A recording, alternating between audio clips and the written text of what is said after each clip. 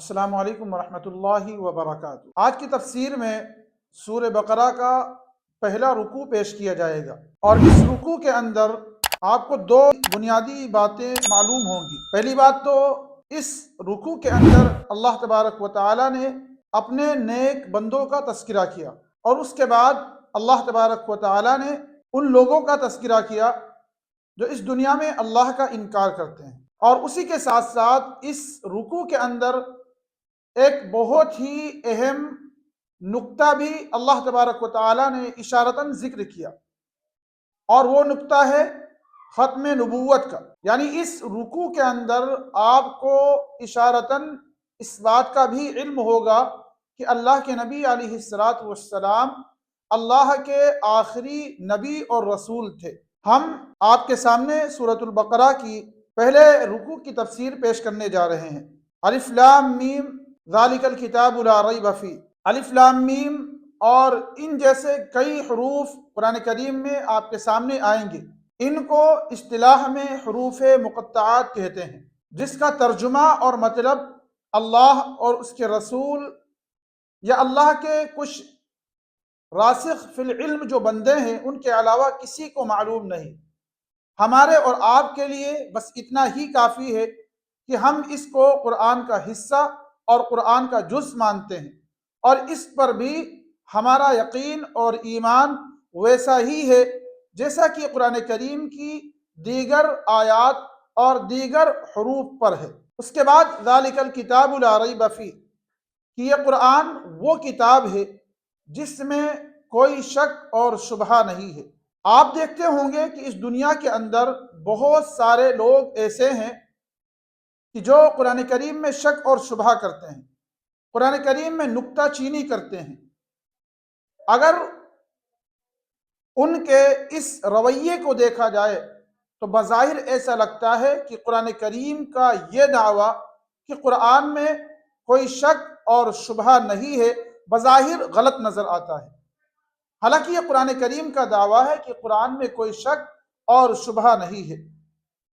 ایسے لوگوں کے لیے یہ جواب کافی ہوگا کہ شک دو طرح کے ہوتے ہیں۔ ایک شک ہوتا ہے کلام کے اندر، بات کے اندر، اور ایک شک ہوتا ہے انسان کی دماغ کے اندر۔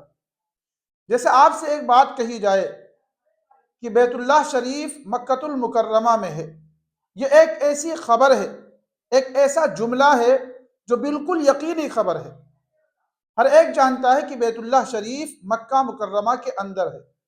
اگر پھر بھی کوئی بندہ شک کرے اور اس خبر کو نہ مانے تو اس کو یہ کہا جائے گا کہ آپ اپنے دماغ کا علاج کرائیں۔ جیسے آپ سے یہ کہا جائے کہ میں آپ کے سامنے قرآن کریم کی تفسیر پیش کر رہا ہوں، تو آپ جتنے لوگ ہیں اس بات کا یقین کر لیں گے، کیونکہ آپ کے سامنے قرآن کریم کا درس ہو رہا ہے۔ اور کچھ خبر ایسی ہوتی ہیں جن کے اندر جس خبر کے اندر جھوٹ اور سچ دونوں کی گنجائش ہوتی ہے۔ جیسے آپ سے یہ کہا جائے کہ ابھی ہم نے بریانی کھائی ہے، تو یہ ایک ایسی خبر ہے جس میں سچ اور جھوٹ دونوں کی گنجائش ہے۔ ہو سکتا ہے کہ ہم نے کچھ اور کھایا ہو، آپ کے سامنے ہم بریانی کا تذکرہ کر رہے ہیں، لیکن بیت اللہ شریف مکہ مکرمہ میں ہے، یہ ایسی خبر ہے کہ ہر انسان جانتا ہے۔ تو ایسے ہی اللہ تبارک و تعالیٰ نے جو دعویٰ کیا کہ اس کتاب کے اندر یعنی اس قرآن کے اندر کوئی شک اور شبہ نہیں ہے، پھر بھی اگر کوئی شک اور شبہ کرتا ہے تو اس سے یہ کہا جائے گا کہ تم اپنے دماغ کا علاج کراؤ۔ اور ایسے لوگوں کا علاج خود اسی صورت کے اندر وَإِن كُنتُمْ فِي رَيْبٍ مِّمَّا نَزَّلْنَا عَلَىٰ عَبْدِنَا کے اندر اللہ تبارک و تعالیٰ نے جو لوگ قرآن کریم میں شک کرتے ہیں، یعنی جن کی عقلوں میں فطور ہے، ان کا علاج اللہ تبارک و تعالیٰ نے 2-4 رکوع کے بعد کیا ہے۔ اس کتاب یعنی قرآن کریم میں کوئی شک اور شبہ نہیں ہے، یہ بالکل برحق اور سچی کتاب ہے، یہ اللہ کی طرف سے نازل کی ہوئی کتاب ہے۔ اور اس کتاب کا مقصد کیا ہے؟ ھدی للمتقین، یہ کتاب اللہ کے نیک بندوں کے لیے ہدایت ہے۔ ہدایت کا مطلب ہوتا ہے راستہ دکھلانا۔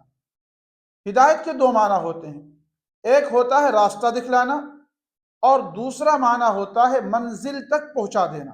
جیسے آپ سے کوئی راستہ پوچھے کہ مجھے لکھنؤ شہر جانا ہے، تو آپ اس کی دو طرح سے مدد کر سکتے ہیں۔ ایک تو یہ کہ آپ راستہ بتلا دیں کہ آپ اس راستے سے جاؤ گے، شہر تک پہنچ جاؤ گے، اور دوسری مدد اس طریقے سے ہوتی ہے کہ آپ خود اس کے ساتھ سفر کریں اور اس کو شہر تک چھوڑ آئیں۔ تو دونوں معنی میں ہدایت آتی ہے۔ تو قرآن کریم ہدایت دونوں معنی کر ہے۔ ہر انسان کو قرآن کریم سیدھے راستے کی طرف رہنمائی کرتی ہے، اور جو لوگ قرآن کریم کو اپناتے ہیں، قرآن کریم ان کو اخیر تک یعنی منزل تک پہنچاتی بھی ہے۔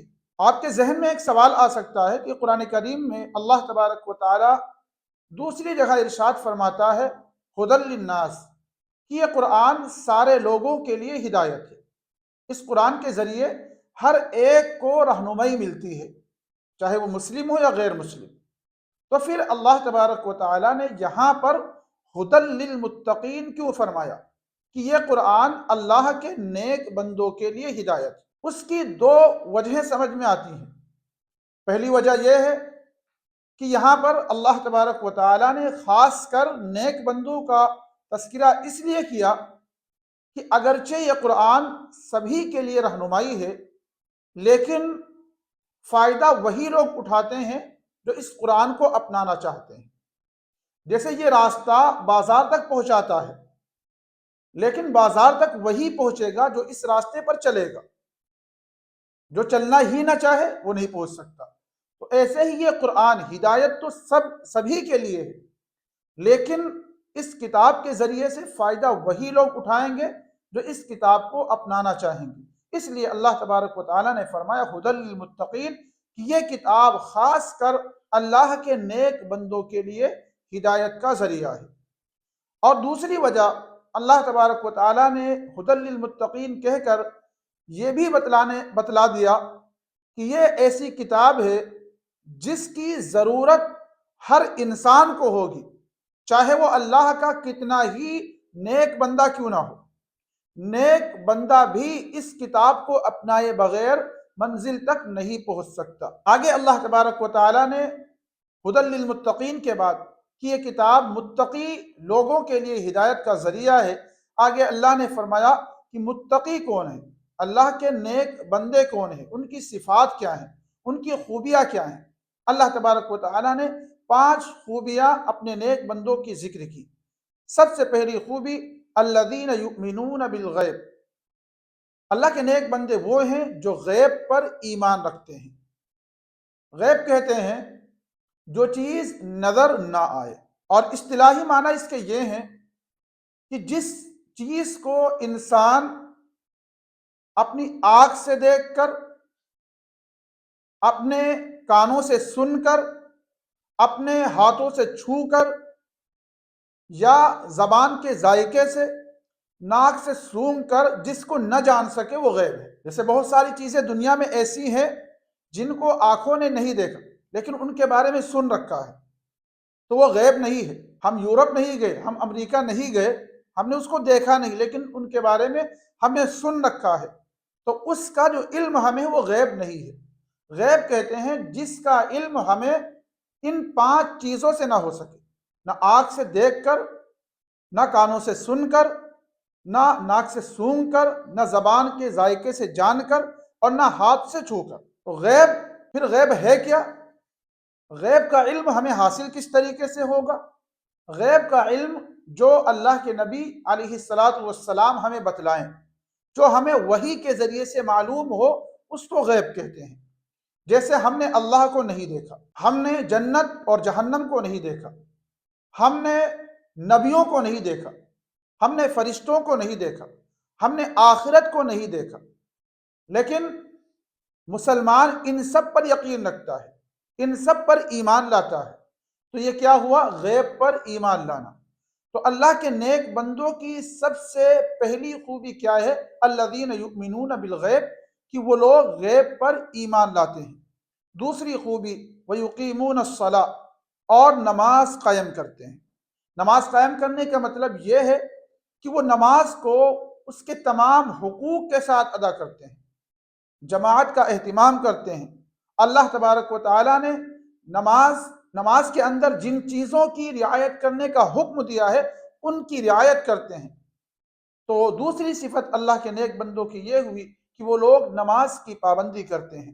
تیسری خوبی ہے وَمِمَّا رَزَقْنَاهُمْ يُنْفِقُونَ، اللہ کے نیک بندوں کی تیسری خوبی یہ ہے کہ اللہ فرماتا کہ ہم نے ان کو جو مال دیا ہے اس مال میں سے وہ خرچ کرتے ہیں۔ زکوٰۃ کی صورت میں جب زکوٰۃ فرض ہو، اور زکوٰۃ کے علاوہ دیگر خیرات بھی وہ اللہ کے راستے میں کرتے ہیں، اور وہ خیرات غریبوں پر بھی ہو سکتی ہے، مدارس مساجد میں بھی ہو سکتی ہے، اپنے ماں باپ پر بھی ہو سکتی ہے، دوستوں پر بھی ہو سکتی ہے، کسی بھی انسان پر ہو سکتی ہے۔ تو اللہ کے نیک بندوں کی تیسری خوبی یہ ہے کہ وہ لوگ اللہ کے عطا کردہ مال میں سے خرچ کرتے ہیں۔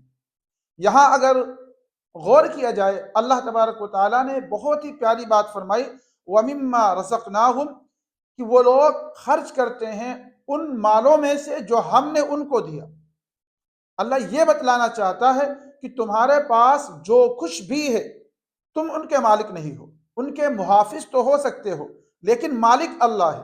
اللہ نے آپ کو اس مال کا خازن بنایا ہے، ذمہ دار اور نگراں بنایا ہے، اصل مالک اللہ ہے۔